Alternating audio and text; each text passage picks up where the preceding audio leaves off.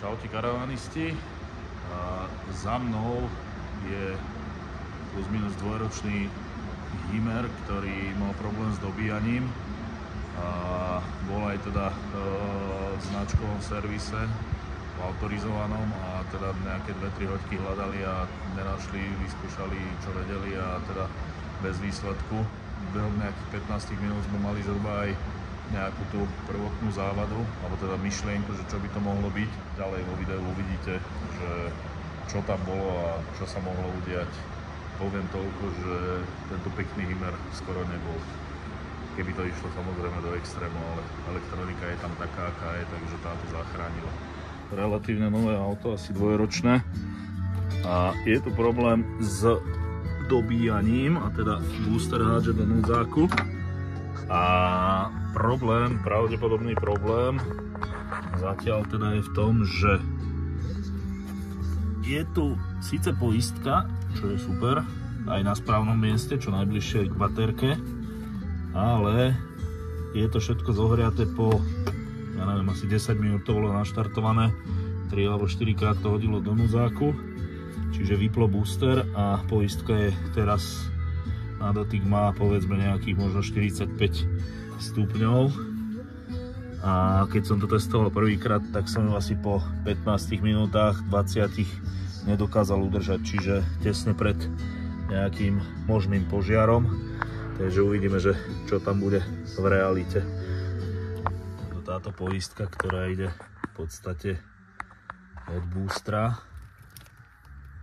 tak je úplne že na parádu vytavená, čiže ešte chvíľu a diali by sa zaujímavé veci. Takže ideme skúsiť, že čo vlastne tam je. Skúsim takto jednou rukou a uvidím, či to pôjde dotiahnuť, alebo jasné, úplne voľné. Čiže tu je celý problém, nedotiahnuté pravdepodobne z fabriky. Ale zase môže byť aj to, že už sa to tam nejakým spôsobom vyžhavilo a sa to povolilo, ale skôr si myslím, že len problém v tom, že to nebolo dotiahnuté. Čiže veľký prechodový odpor a už to máme.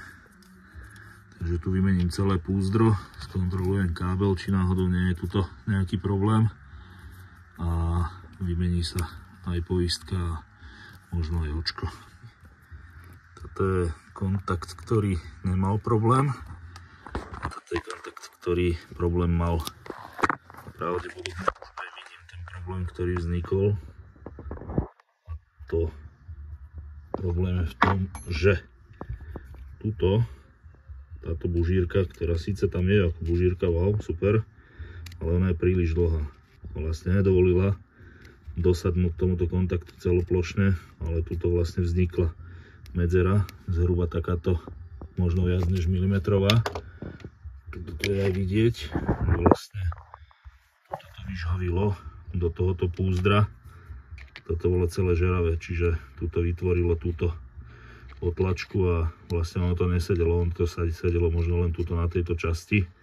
A keď aj to vo fabrike doťahovali, tak síce to dotiahli, ale dotiahli to cez túto bužírku a vlastne tá časom prepružila, zmekla a vytvoril sa tam taký voľný kontakt. Hodil som dole aj bužírku, túto zmršťovačku, a teda takto vyzerá izolácia. Čiže pokiaľ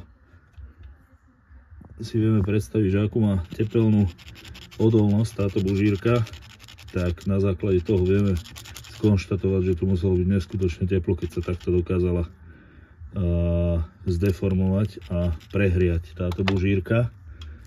Čiže jadro kábla vyzerá byť živé, zdravé, aj keď teda tento kontakt výrazne zmenil farbu, ale vyzerá tak, že nebude s ním problém, bude sa dať použiť znova ďalej.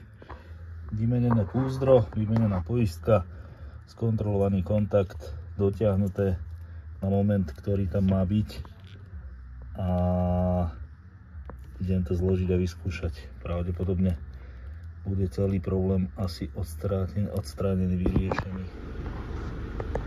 No, pripojené, naštartované, booster beží na viac ako 30 A. beží na svoj plný výkon, 45,9, ok, nejaká drobná odchýlka, tak rátajme, že 45. Poistka tam dole schovaná a beží to teraz pár minút a zatiaľ je absolútne studená tá poistka, tak ako by mala byť, takže nechám to bežať nejakých 10-15 minút a uvidíme, že čo bude, aký výsledok, ale myslím, že to bude všetko OK. Čiže na záver takýto pekný fešák skoro nebol. Čiže naozaj treba dávať veľký pozor na tie 12V rozvody. Pokiaľ je takýto problém, ako sme tu videli, tak ten problém sa ľahko môže pretaviť až do naozaj požiaru a škoda by bolo takéhoto auta a teda následné škody ešte okolo toho, ak by to bolo náhodou nejak tak, že na trajekte akurát, alebo ja neviem čo, čiže aj si zle predstaviť.